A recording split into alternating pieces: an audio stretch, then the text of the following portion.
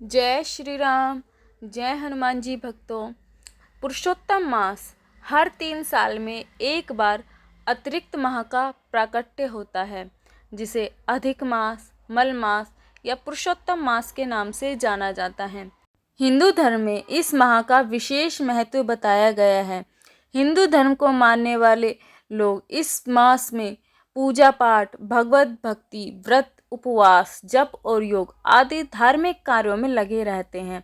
ऐसा माना जाता है कि अधिक मास में किए गए धार्मिक कार्यों का किसी भी अन्य माह में किए गए पूजा पाठ से 10 गुना अधिक फल मिलता है। यही वजह है कि श्रद्धालु जन अपनी पूरी श्रद्धा और शक्ति के साथ इस मास में भगवान को प्रसन्न करके अपना ये लोक और परलोक सुधारने में जुट जाते हैं। हिंदू धर्म के अनुसार प्रत्येक जीव जल, अग्नि, आकाश, वायु और पृथ्वी इन 5 महाभूतों से मिलकर बना होता है। अधिक मास में समस्त धार्मिक कृत्यों, चिंतन, मनन, ध्यान, योग आदि के माध्यम से साधक अपने शरीर में उपस्थित इन 5 तत्वों में संतुलन स्थापित करने का प्रयास करता है। इस पूरे मास में अपने धार्मिक और आध्यात्मिक प्रयासों से प्रत्येक व्यक्ति अपनी भौतिक और आध्यात्मिक उन्नति और निर्मलता के लिए उत्सुक रहता है। इस तरह अधिक मास के दौरान किए गए प्रयासों से व्यक्ति हर 3 साल में स्वयं को बाहर से स्वच्छ कर परम निर्मलता को प्राप्त करके नई ऊर्जा से भर जाता है। ऐसा माना जाता है कि इस दौरान किए गए प्रयासों से समस्त कुंडली दोषों का भी निराकरण हो जाता है। आमतौर पर अधिक मास में हिंदू श्रद्धालु व्रत, उपवास, पूजा पाठ, ध्यान, भजन, कीर्तन और मनन को अपनी दिनचर्या बनाते हैं। पौराणिक सिद्धांतों के अनुसार इस मास के दौरान यज्ञ हवन के अलावा शिव पुराण, विष्णु पुराण, भविष्योत्तर पुराण, इन सभी पुराणों का और भगवानों के नामों का और भगवानों के चरित्रों का चिंतन किया जाता है। श्रवण, पठन, मनन विशेष रूप से फलदायी होता है।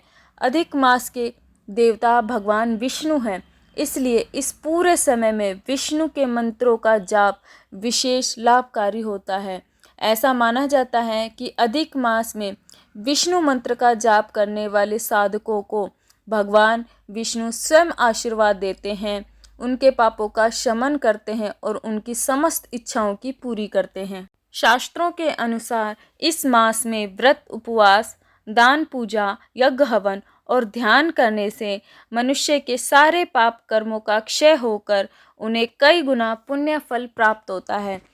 इस मास में आपके द्वारा दिया गया दान में 1 रुपया भी आपको 100 गुना फल देता है। इसलिए अधिक मास के महत्व को ध्यान में रखकर इस माह में दान पुण्य देने का बहुत अधिक महत्व बताया गया है। इसके अलावा इस मास में भागवत कथा, श्री राम कथा श्रवण पर विशेष ध्यान दिया जाता है। धार्मिक तीर्थ स्थलों पर स्नान करने से आपको मोक्ष तक की प्राप्ति और अनंत पुण्य फलों की प्राप्ति मिलती है।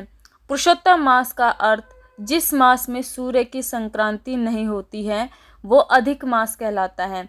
इसमें आमतौर पर सभी प्रकार के मांगलिक कार्य वर्जित माने जाते हैं, लेकिन यह माह धर्म कर्म के कार्य करने में बहुत फलदायी है।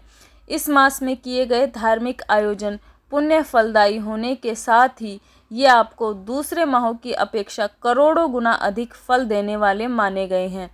पुरुषोत्तम मास में दीपदान, वस्त्र एवं श्रीमद् भागवत कथा ग्रंथ दान का विशेष महत्व है। इस मास में दीपदान करने से धन वैभव में वृद्धि होने के साथ आपको पुण्य फल भी प्राप्त होता है। आइए अब बात करते हैं कि इस माह के दौरान आपको क्या करना चाहिए और क्या नहीं करना चाहिए। इस मास में आपको दिन में कम 2 बार स्नान करना चाहिए। यदि बीच में कभी पूजा पाठ में बैठ रहे हैं तो भी स्नान करना चाहिए। पुरुषों को संध्या वंदन, ब्रह्म यज्ञ, नित्य होम आदि पूर्ववत करना चाहिए। पूरा महीना ब्रह्मचर्य से रहें। इस मास में तुलसी जी की पूजा करने का भी बहुत अधिक महत्व बताया गया है। तुलसी जी को हर रोज़ दिया लगाना चाहिए, साथ ही आरती भी करना चाहिए, क्योंकि तुलसी जी विष्णु जी को परम प्रिय हैं। यदि संभव हो तो पूरे पुरुषोत्तम मास में केवल रात्रि में ही भोजन करना चाहिए, परंतु यदि संभव ना हो सके तो कम से कम अमावस्या, पूर्णिमा और दोनों एकादशी और पुरुषोत्तम मास के अंतिम 5 दिवस तक व्रत पूर्वक रहना चाहिए। आपको हर रोज भगवान विष्णु जी, शिव जी, श्री राम जी के भजन कीर्तन इन सब को हर रोज करना चाहिए। श्रीमद् भागवत कथा, विष्णु पुराण, श्री राम कथा, रामचरितमानस इन सभी को पढ़ना और सुनना चाहिए। पुरुषोत्तम मास महात्म्य का नित्य पाठ करना चाहिए। कम से कम 1 घंटे आपको भजन कीर्तन जरूर करना चाहिए। मंदिरों और घरों में दीपक लगाने चाहिए, इसी को दीपदान कहते हैं। इस माह में दान का भी विशेष महत्व बताया गया है। दान सदैव यथाशक्ति और सत्यपात्र व्यक्ति को ही देना चाहिए, अर्थात सही व्यक्ति को देना चाहिए और जितनी आपकी क्षमता हो उतना ही आपको दान देना चाहिए। इस परम पवित्र मास में सिनेमा और टेलीविज़न का तो पूरी तरीके से त्याग कर देना चाहिए और हमेशा भगवान के नामों का ही स्मरण करना चाहिए। झूठ, निंदा और शत्रुता आदि इन सब से दूरी बनाकर रखनी चाहिए। तो आप इस अधिक मास में जितना हो सके उतना भगवान के नामों का चिंतन करें, पूजा पाठ करें, आपको करोड़ों गुना अधिक फल मिलेगा। वीडियो अच्छी लगे तो वीडियो को लाइक करें, चैनल को सब्सक्राइब करें। जय श्री राम, जय हनुमान, जय भोलेनाथ।